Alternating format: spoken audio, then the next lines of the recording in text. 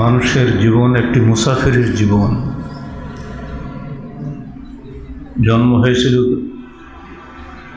ছোট্ট একটা অবুঝ শিশুরূপে, আস্তে আস্তে বড় হয়েছি। 16 বছর বয়স হয়েছে, তখন একটু শক্তি হয়েছে, তখন আমি হিসাবের মধ্যে এসেছি। ক্লাসে দুষ্টুমি করলেও শিক্ষকের ধমক খেতে হয়, বুঝি দুষ্টুমি করাটা ঠিক নয়। দাঁড়িয়ে পেশাব করলে মুরব্বীরা বকা দেয়, বুঝলাম না দাঁড়িয়ে পেশাব করা ঠিক নয়।